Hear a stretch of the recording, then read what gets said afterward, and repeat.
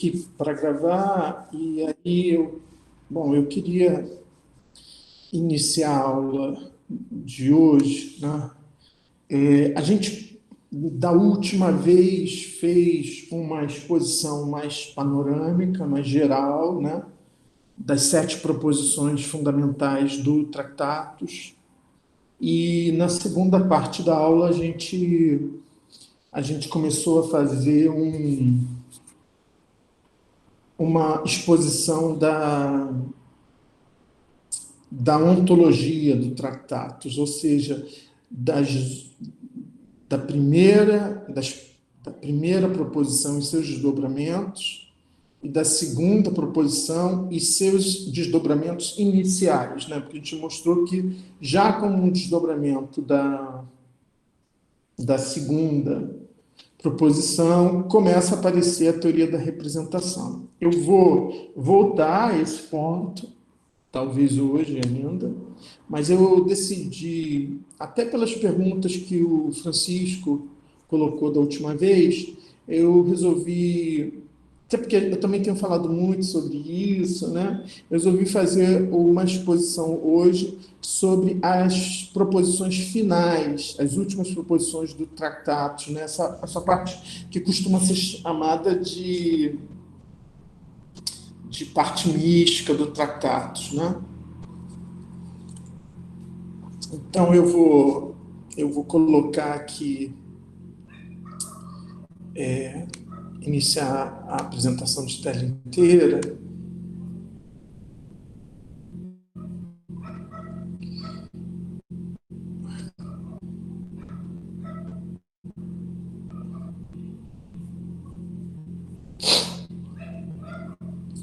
Bom,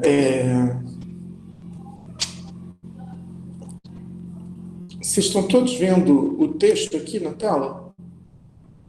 Sim, professor, se o senhor pudesse dar um zoomzinho, porque está bem pequenininho. Sim, com certeza. Vou fazer isso.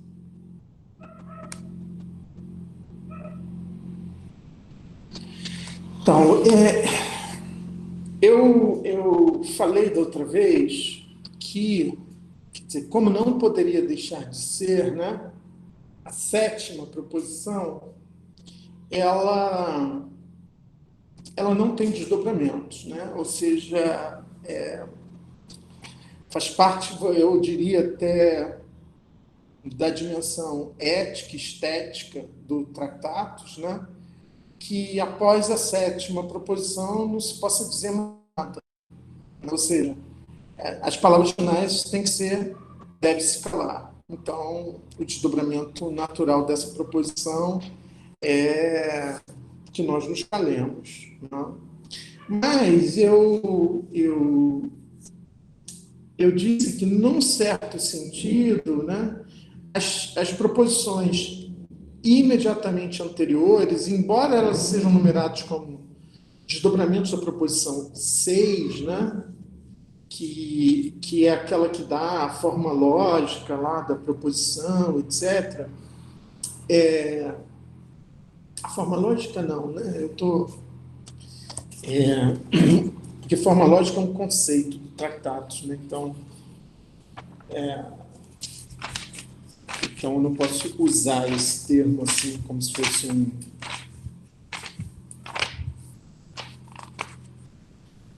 Então, a sexta proposição é aquela que dá a forma geral da função de verdade, né? Ou seja, a forma geral da proposição, e não a forma lógica, né? Forma lógica é um outro conceito, né, que a gente vai falar sobre esse conceito um pouco, né? Mas, obviamente, assim, essas últimas proposições que antecedem a proposição 7, a última proposição do Tractatus, elas são conhecidas como a parte mística do Tractatus, né? A gente vai ver por que o Wittgenstein fala explicitamente em algumas dessas proposições da categoria de místico, né? E depois, assim, eu escrevi algumas coisas sobre isso, né? Depois até eu posso disponibilizar para vocês. Eu eu tenho um artigo publicado sobre mística e linguagem em George Agamben, que faz referência ao Tractatus do Wittgenstein, e eu também faço referência a essa discussão num outro artigo que eu publiquei no ano passado, que é sobre Wittgenstein e Agamben. Então, depois eu até posso disponibilizar esses artigos aqui no Google Classroom para vocês, caso alguém tenha um interesse especial nessa questão, tá? Mas aqui, essa proposição, tá vendo? Olha, a proposição 5.22 é exatamente aquela que fala sobre o bispo, tá? Mas vamos esperar um pouquinho. Eu hoje queria começar com essa proposição aqui, que é a proposição 5.53. Porque é a proposição em que o Wittgenstein fala explicitamente sobre a metafísica, né, que foi objeto de várias questões do Francisco na segunda parte da última aula e no início, né, e eu não me ocorreu essa sentença 5.53, mas preparando a aula de hoje, eu acabei me deparando com ela e eu vi que, na verdade, ela responde às perguntas que o Francisco tinha colocado de modo muito preciso. Além disso, ela vai nos permitir entender por que para Wittgenstein, filosofia não tem nada a ver com metafísica. Ao contrário, filosofia tem a ver com uma destituição da metafísica, né? Filosofia não tem a ver nem com metafísica, nem com ciência, né? Então, essa proposição, a proposição 5.53, elas vão permitir que a gente esclareça claramente todas essas coisas, tá? Então, ele diz o seguinte: o método correto da filosofia seria propriamente este: nada dizer, senão o que se pode dizer. Então, todas as proposições anteriores teriam definido claramente o que é o que se pode dizer e o que não se pode dizer. Né? O que pode ser dito, o que não pode ser dito. Né? Quais são as condições que uma proposição deve satisfazer para ser considerada uma proposição com sentido, né? Passível de ser considerada verdadeira ou falsa. Né? É isso que está exposto nas proposições anteriores. Então, ele diz: o método correto da filosofia seria propriamente este: nada dizer, senão o que se pode dizer. Portanto, proposições da ciência natural. Então, proposições da ciência natural são aquilo que se pode dizer. Então, as únicas proposições que são proposições válidas, efetivamente válidas, são as proposições da ciência natural. Portanto, algo que nada tem a ver com a filosofia, né? Porque a filosofia não é uma ciência natural. Então, isso vai ter a ver com esse fato de que a filosofia para o Wittgenstein, ela não é uma teoria que teria um objeto, como as teorias científicas, né? Então, eu vou avançar um pouco mais na leitura. Então, as proposições válidas são as proposições das ciências naturais. Aquelas que descrevem o mundo, né? Que representam o mundo, né? A totalidade dos fatos. Né? Portanto, algo que não tem nada a ver com filosofia. E então, sempre que alguém pretendesse dizer algo de metafísico, né, que seria aquilo que seria próprio da filosofia, mostrar-lhe que não conferiu significado a certos sinais em suas proposições. Né? Então, são proposições, essas proposições fora, né, que não são proposições das ciências naturais, são proposições sem significado. Né? Por exemplo, todas as proposições éticas, estéticas, para o Wittgenstein.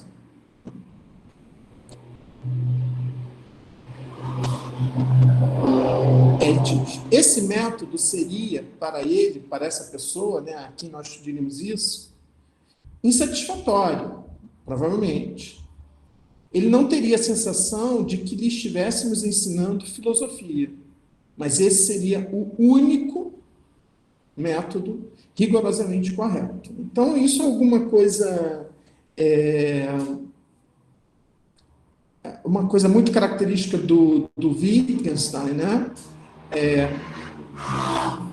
Essa ideia de que a filosofia, ela não é uma teoria, ela é apenas um modo de esclarecimento de equívocos. Né? Ela não é uma ciência positiva, né? Ela é apenas um modo de mostrar, né, a alguém que ele não conferiu significado a certos sinais em suas proposições e que, portanto, essas proposições são proposições sem sentido, sem significado.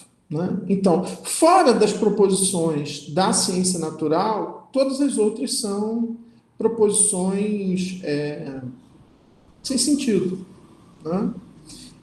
Então, aí incluídas as proposições da filosofia. Então, para ele, a filosofia teria uma tarefa meramente negativa, entende? Então, com isso, quer dizer, essa ideia se a filosofia tivesse um aspecto positivo, né, e esse aspecto positivo seria exatamente isso que seria a metafísica, né, ele acha que as proposições da metafísica não têm nenhum sentido. Né? As únicas proposições que têm sentido realmente, né, que têm um significado, são as proposições da ciência natural. Tá? Então, aí você vai perguntar, mas e então isso aqui que a gente leu? Né? Suponhamos que nós tenhamos lido todas as proposições do tratado.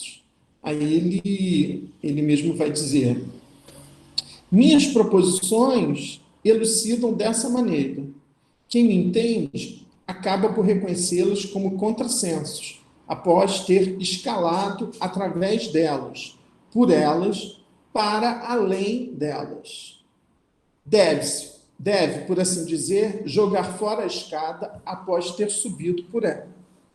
Então, o livro da Marjorie Perloff, né, que eu indiquei para vocês, se chama A Escada de Wittgenstein. Ele se chama A Escada de Wittgenstein exatamente por causa dessa proposição, a proposição de número 6.54. Essa é uma famosa imagem do Wittgenstein, né?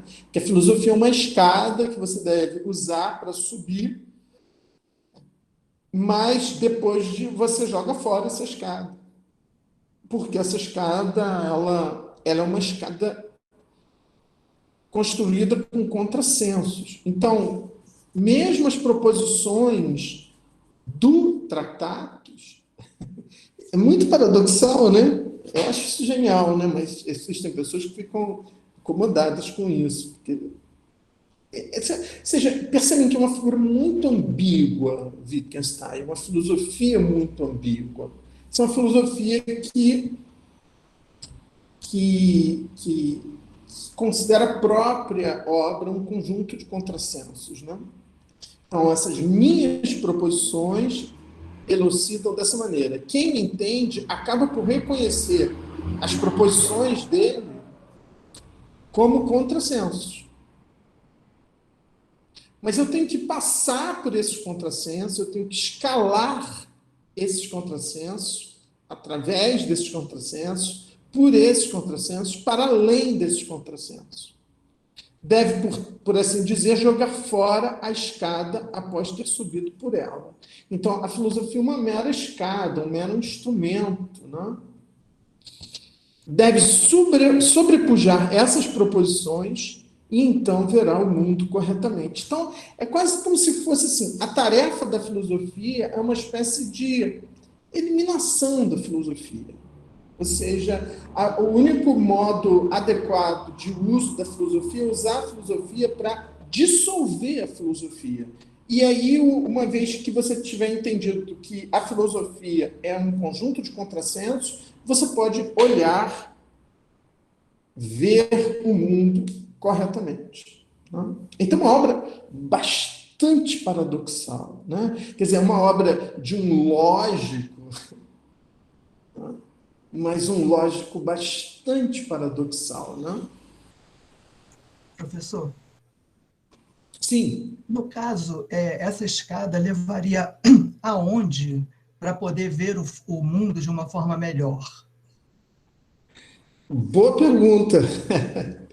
Isso quer dizer, há uma relação com o mundo na qual você se relacionaria com o mundo guiado apenas através das proposições da ciência natural. Que você abrisse mão, né, de todo e qualquer outro discurso que não esse. Né? Então, isso é um modo de responder a sua pergunta. Né? Mas aí a gente vai ter que olhar aqui as proposições anteriores. Né?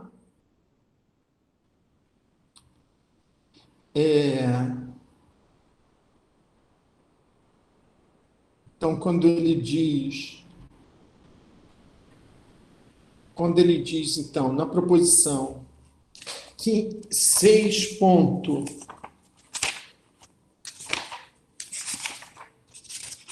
então, a proposição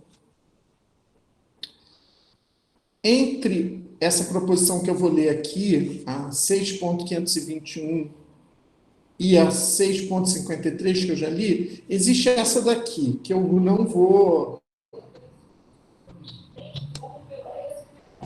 comentar agora, tá?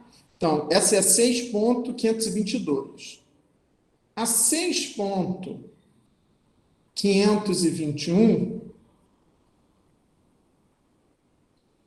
ele diz o seguinte: percebe-se a solução do problema da vida no desaparecimento desse problema. Ele não diz qual é o problema da vida, né? Mas, de algum modo, ele, na frase seguinte, que está em parênteses, ele dá uma indicação disso, né? Quando ele fala do sentido da vida, tá?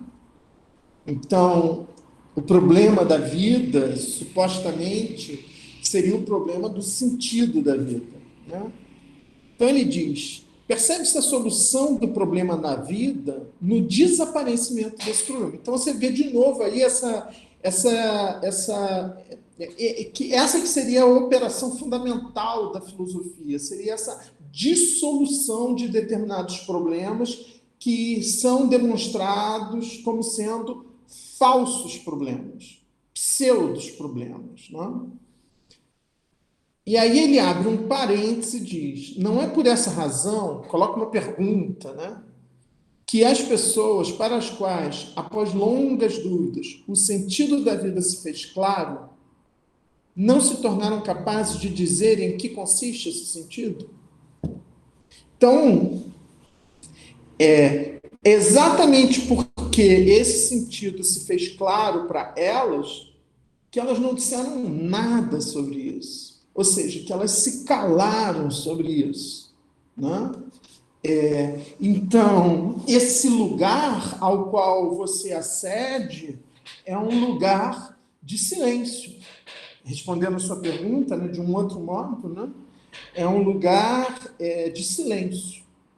É um lugar onde as coisas se tornam claras, mas não no sentido de que isso signifique que eu possa emitir proposições dotadas de sentido sobre elas. Né? Então, é como se ele sustentasse que há uma dimensão da vida, né?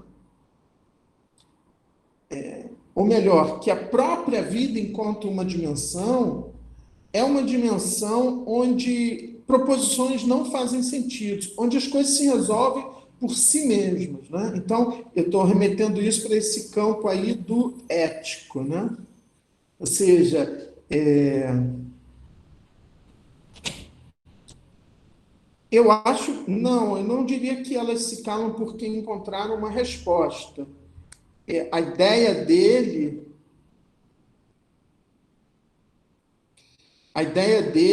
é que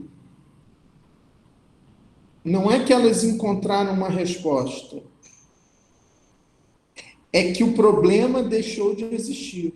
A pergunta deixou de existir. A pergunta se mostrou uma falsa pergunta. E onde não há mais pergunta, não existe mais resposta. Né? Ele vai dizer... Quem fez essa pergunta? Ah, foi eu, Yasmin. Oi, Yasmin. Então, tá vendo? Na proposição, é uma concentração essa passagem, né? Nessa proposição 6.5, ele, de certo modo, responde essa pergunta que você fez e diz: para uma resposta que não se pode formular, tampouco se pode formular a questão. Então, se essa resposta, por exemplo, a resposta para o problema da vida, né, é uma resposta que não pode ser formulada numa proposição com sentido, então, se não existe uma proposição que seja resposta, também não vai existir uma proposição que seja o problema, né? Que seja a pergunta. Então, para uma resposta que não se pode formular, tampouco se pode formular questão. O enigma não existe. Né? O que seria, isso que seria o enigma? O enigma seria uma pergunta sem resposta. Wittgenstein vai dizer que isso não existe. Né? Ele diz, se uma questão se pode, em geral, levantar, a ela também se pode responder. E se você não pode responder, então a própria questão também não pode ser colocada. Né? Se não há resposta para essa questão, é porque essa questão é uma falsa questão. Porque uma questão se pode em geral levantar, a ela também se pode responder. Tá? Isso aí gera... Por que ele vai dizer isso? Aí isso tem a ver com dessa proposição 5.52, né? Que quando ele diz sentimos é muito via fühlen, né? We feel, né? Sentimos, é uma sensação, é muito impreciso, né? Falar em sensação, sentimento, né? Sentimos que mesmo que todas as questões científicas possíveis tenham obtido resposta, nossos problemas de vida, agora ele bota no plural, né? Nossos problemas de vida não terão sequer sido tocados. É certo que não restará nesse caso mais nenhuma questão. E a resposta é precisamente essa. Né? Então, por um lado, ele diz que as únicas proposições, que o que se pode dizer são proposições da ciência natural. Ponto. Mas, por outro lado, ele diz que, mesmo que todas as questões científicas possíveis tenham obtido resposta, nossos problemas de vida não terão sido sequer tocados. Isso quer dizer, os nossos problemas de vida, para ele, são alguma coisa que se resolve fora do campo das proposições dotadas de sentido. Portanto, fora da linguagem. Não? Ou seja, não adianta para ele nada falar sobre isso, porque tudo que nós podemos falar sobre isso é nonsense. São frases, então, por exemplo, como ele vai mostrar na conferência dele sobre a ética, né, que ele vai fazer alguns anos depois, poucos anos depois da publicação de tratados, né, que é palavras como o bem, são palavras sem significado, sem sentido, que não significam absolutamente nada para o Wittgenstein. Né? São um uso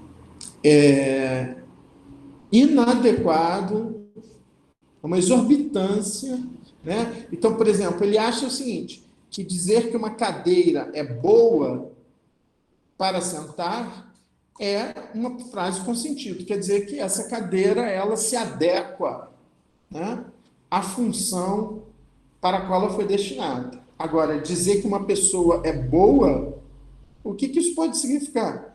Porque uma pessoa não tem nenhuma função para a qual ela é. Então, o que significa dizer? Né? Então, para ele, isso é uma extrapolação de um uso, né? Isso que ele chama de uso absoluto de palavras, né? Que, na verdade, devem ter um uso relativo. Então, boa para sentar, boa para um óculos bom para enxergar. Isso é uso de bom, boa, mas quando você fala que uma pessoa é boa, ou que uma pessoa é má, esse uso absoluto do termo é uma coisa que não faz nenhum sentido, né? Então,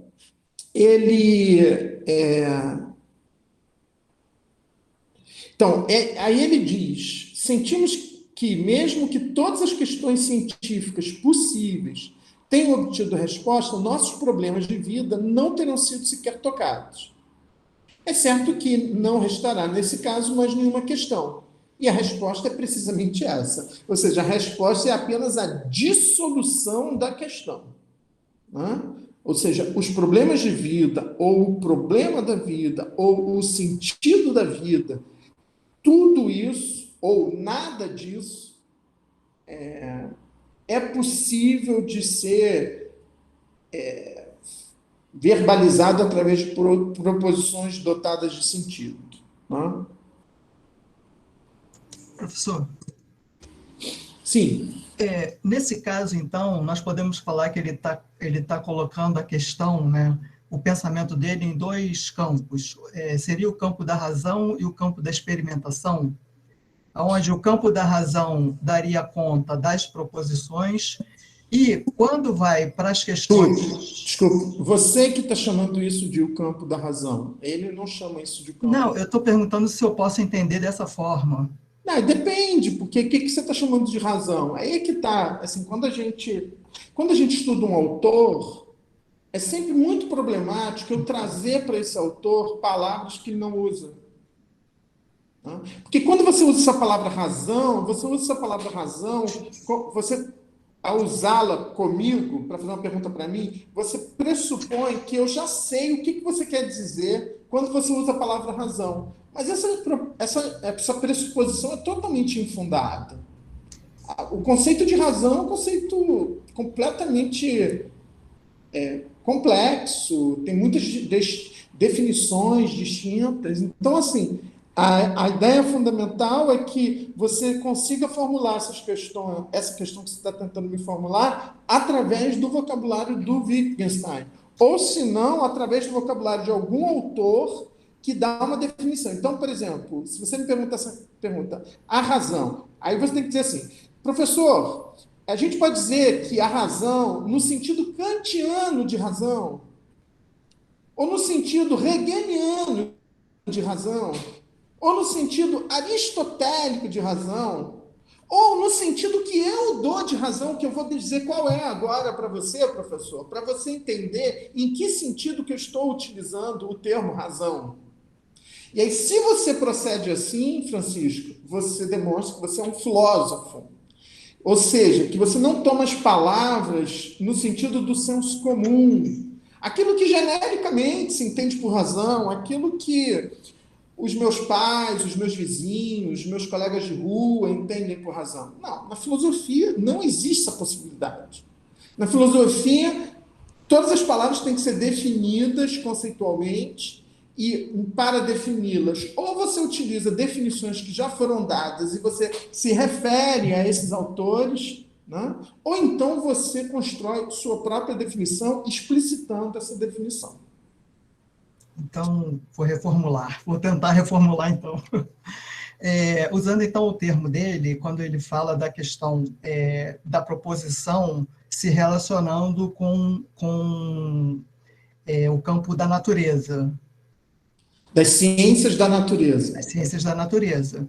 E esse outro campo, né, que ele está dizendo que seria o campo do sentido da vida, seria o campo, um campo que seria tão particular, tão individual, que não daria como você transmitir isso para uma outra pessoa?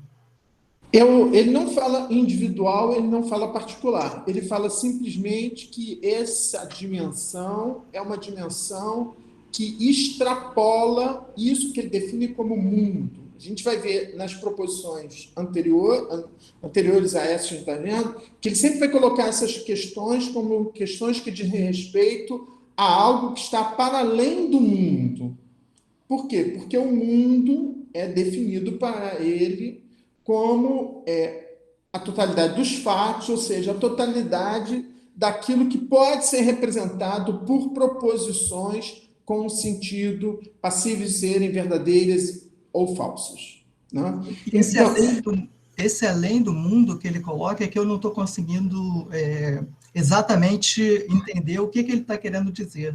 Tá, então a gente vai ver aqui um certo número de proposições em que ele fala sobre isso. Ele fala muito do que está além do mundo ou o que está no limite do mundo, né? Ele fala muito. Professor. Muito sobre... Sim. Professor, acho que eu talvez tentando ensaiar aqui uma resposta, a gente poderia, eu uma vez procurando pelas enciclopédias, né, vi um professor comentando sobre, para tentar pensar o que é esse mundo, né, contrapondo o Wittgenstein a uma investigação que era até comum desde da Grécia sobre o que é essa última, essa coisa, essa arqué do mundo, né? O que é a essência do mundo? O que é esse objeto, né?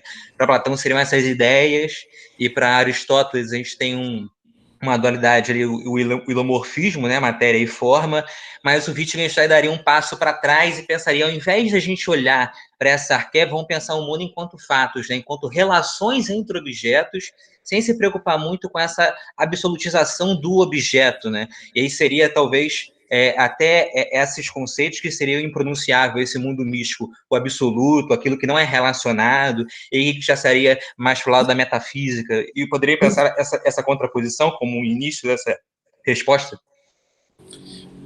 Você usou muitas palavras que eu não tenho claro para mim. Por exemplo, quando você fala de mundo místico, está errado. Para o Wittgenstein existe o mundo e existe o místico. Perdão. E o místico está para além do mundo. Meu no místico, perdão, eu fiz referência ao que o Francisco tinha comentado, daquilo que é o impronunciável, aquilo que está para além do mundo, na verdade, né? Não o mundo místico, né? Para além do mundo. Enquanto que o mundo seria só os fatos relacionados, né? Não aquilo que pode... Na verdade, até tratar de objeto seria um pouco uma traição que o Wittgenstein faz ao seu próprio método, né? Porque o objeto já seria o absoluto, já seria fora dos fatos, né? Já seria, na verdade, uma pressuposição que você tem a partir de um conhecimento dos fatos do mundo, né? O objeto, no máximo, ele pode ser nomeado. Eu posso dar nomes às coisas, mas eu não posso dizer, definir as coisas. Né?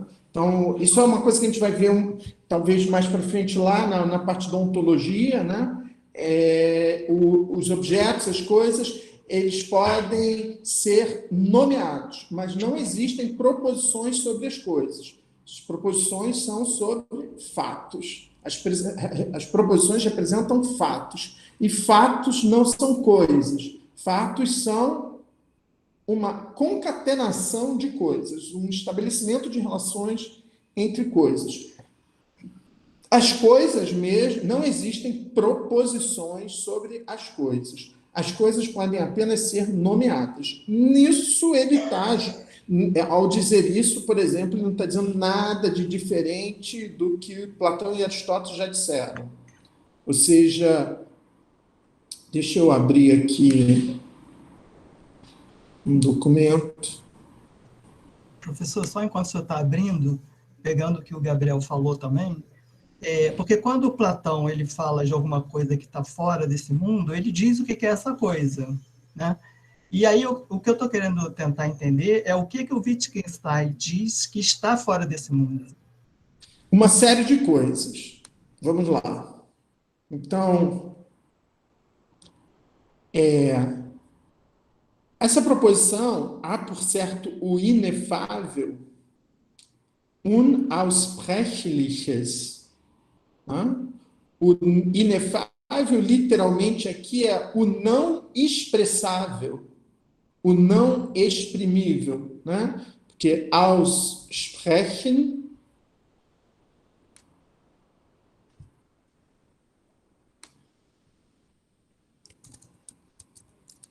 Pera,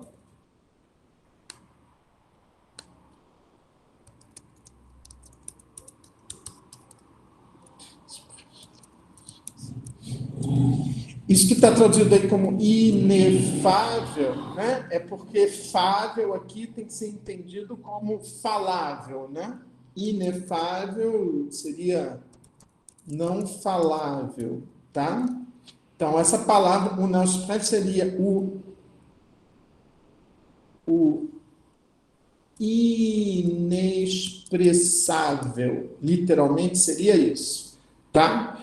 O que não pode ser expresso através de proposições com sentido.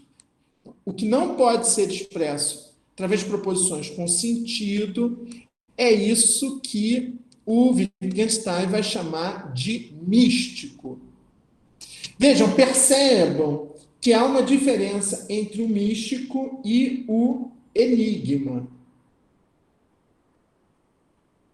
O enigma não existe. O místico não é um enigma para Wittgenstein. Isso é muito importante, né? Essa distinção entre o místico e o enigma, tá? O místico não é um enigma. O enigma não existe. Isso é uma afirmação peremptória. Porque o que seria o enigma? O enigma seria uma pergunta sem resposta. Uma pergunta que não pode ser respondida. Então, para o Wittgenstein, não existe isso. Se existem perguntas, existem respostas. Necessariamente. E se não existe resposta para uma pergunta, porque essa pergunta não é uma pergunta. Ela é uma falsa pergunta. Tá? O místico, ele então, aqui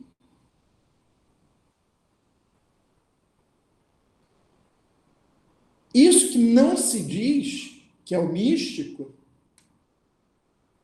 o enigma não existe.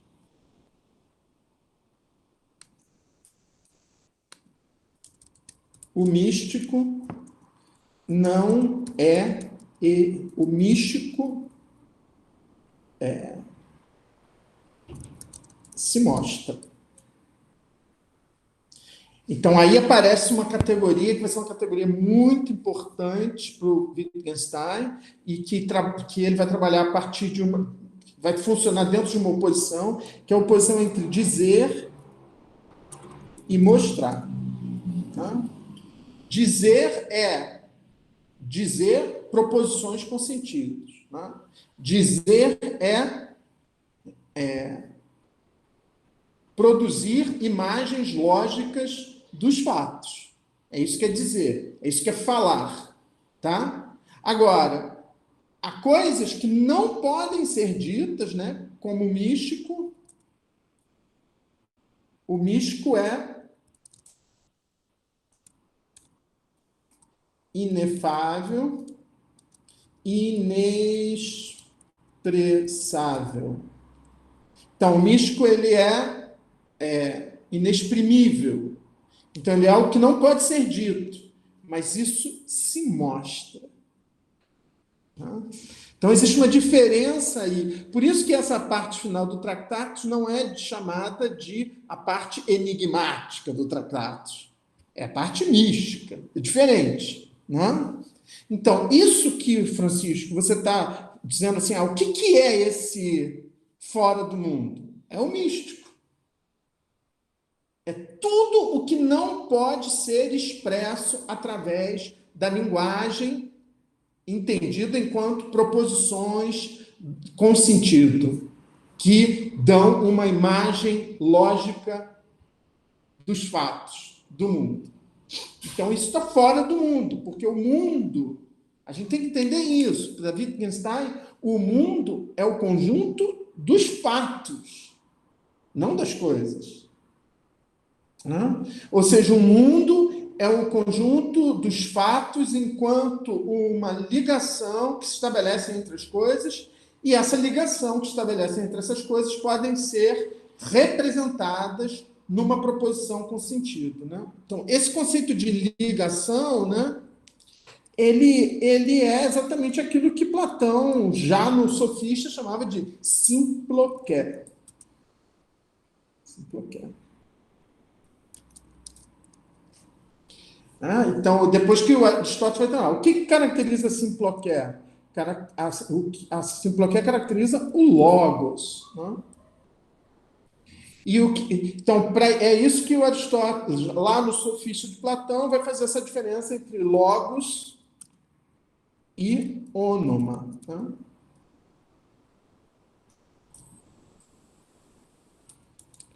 Ônoma é o nome, a palavra. Então, eu posso dar um nome, uma palavra a uma coisa, né?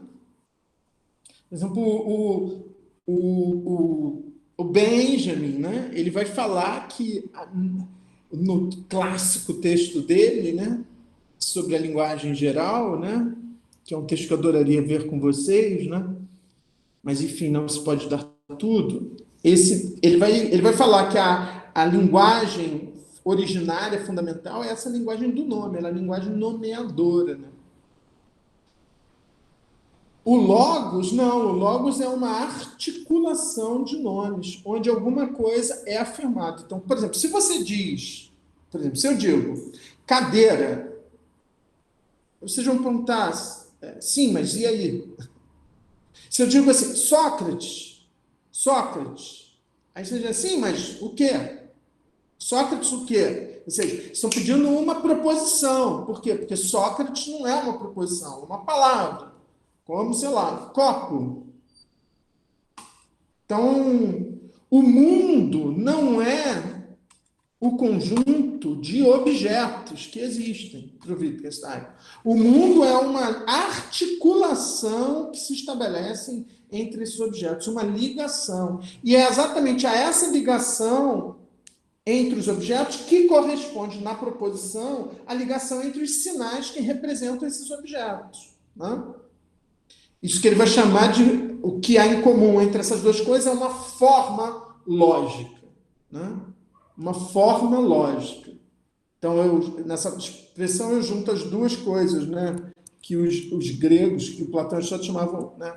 Eidos, que é forma, né? E o logos. Né? Então, o que ele está dizendo é que o místico não tem nada a ver com isso. Né? Professor, diga. Para o Wittgenstein, então, essa coisa que se mostra, né, para o místico. A gente vai falar mais sobre isso, tá? Tem mais proposições sobre o místico, sobre esse se mostrar. Não? Mas tudo bem, continua aí. Não, aí eu queria só, pegando isso que a gente está falando agora, entender se para ele isso é uma experiência individual ou não. Ele vai chamar ele vai falar dessa experiência mística lá na conferência sobre a ética. Ele vai chamar isso de a experiência mais singular. Por exemplo, ele vai falar lá que... Eu vou disponibilizar para vocês esse artigo que eu publiquei no ano passado sobre vida, ética e experiência da linguagem no Wittgenstein, no Agamben, aqui. Ele vai dizer que a experiência mais própria, mais singular dele, e aí ele está falando de uma experiência dele, é essa experiência de ver o mundo como um milagre, a existência do mundo como um milagre. Né? E ele vai falar disso como uma experiência singular. né? Ele vai falar disso como uma experiência singular. Olha, aqui, se a gente voltar um pouquinho,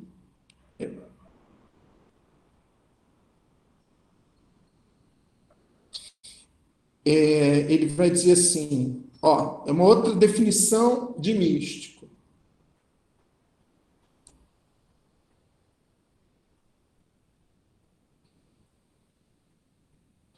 O místico não é como o mundo é, mas que ele é. Então, como o mundo é, isso é descrito pelas proposições das ciências naturais. Não há nada de místico nisso. Mas o fato de que o mundo seja, o fato de que ele seja, isso é místico. Porque não existem proposições das ciências naturais que possam descrever isso. Não? Então, Agamben, por exemplo, que esse autor italiano, esse filósofo italiano com o qual eu trabalho, vai explorar muito essa sentença 6.44, né? É uma sentença do tratado a qual o Agamben vai voltar muitas vezes em vários textos, né? Então, por exemplo, ele vai falar lá na... Não sei se eu vou com... ele vai falar, quando ele fala dos objetos, ele vai dizer que a gente pode dizer como eles são, mas não o que eles são. Depois eu vou encontrar isso.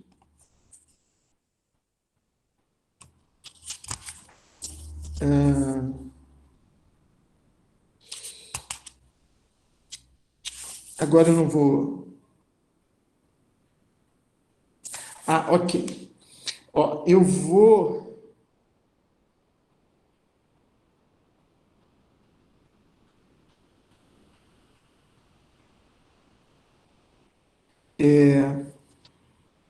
Vou ter que voltar aqui.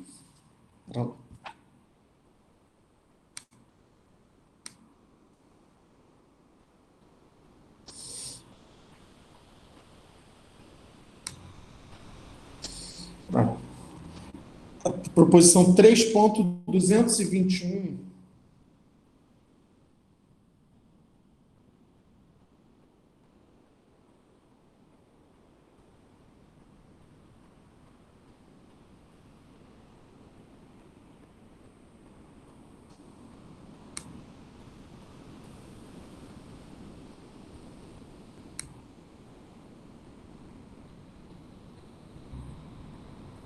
Ok.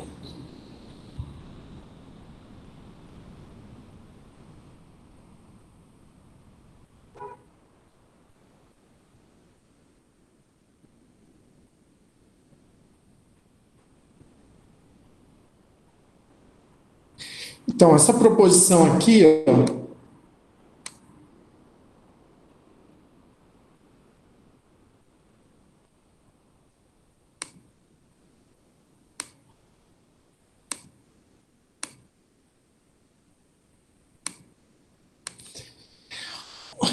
os objetos. Então, os objetos eles são um pouco místicos, né? Para o Wittgenstein, né? Por quê? Exatamente porque o mundo não é constituído de objetos. Os objetos eles constituem a substância do mundo, né? A substância do mundo que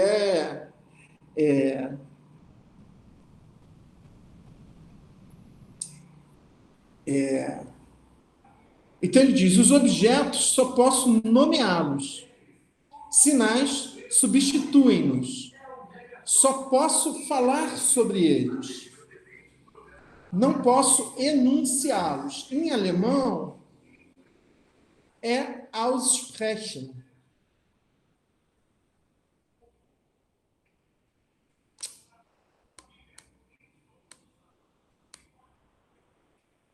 Ai, que saco.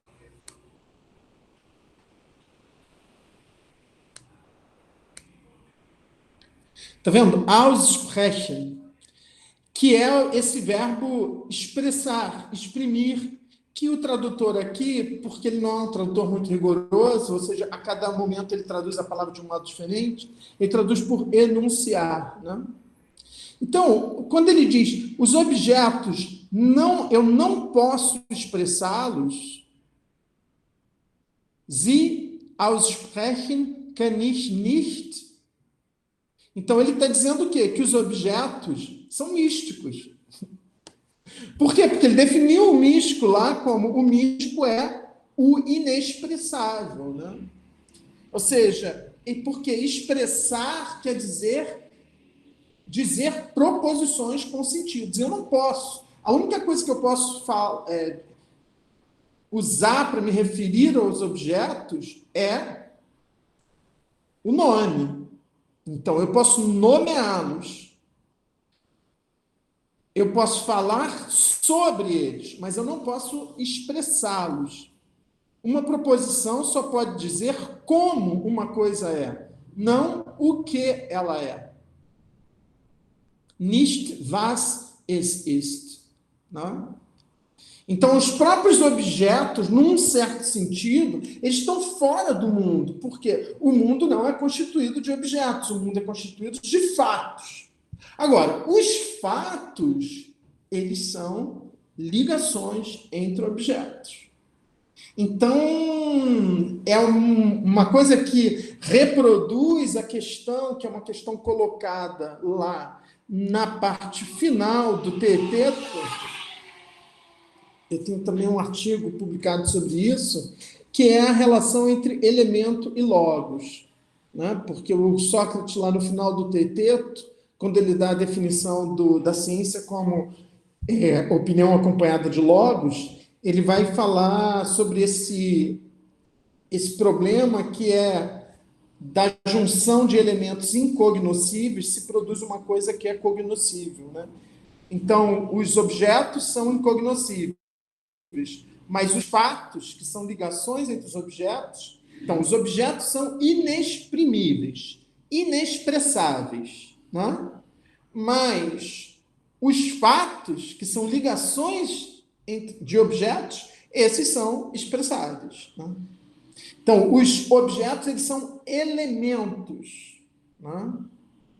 Professor, então, expressar objeto seria como cair numa petição de princípio, né?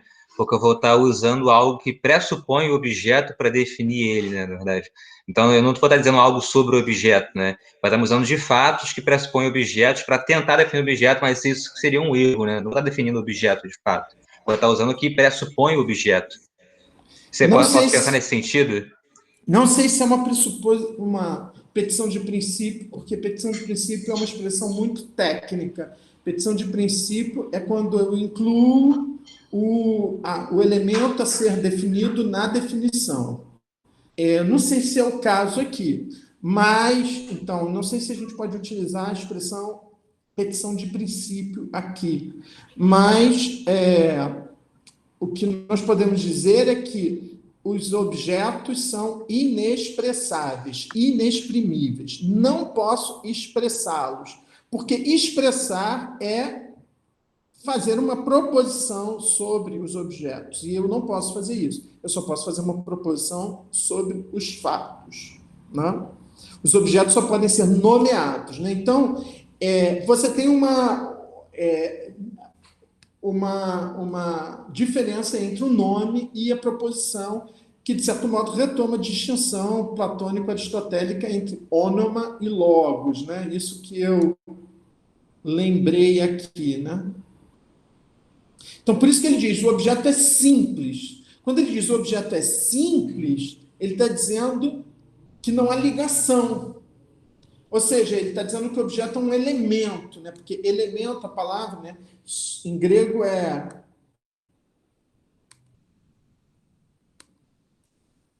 stoikeion.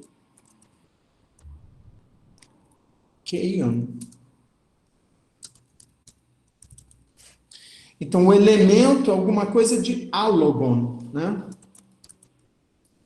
Então, aí, Francisco, por exemplo, se você quiser dizer que o objeto é irracional, você vai estar dizendo irracional nesse sentido aqui, de álogon, ou seja, e aí álogon quer dizer sem ligação, sem simploquer, sem logos. Se você quiser chamar isso de irracional, álogon, você pode dizer que o elemento é irracional. Tá? Vamos fazer uma parada aqui.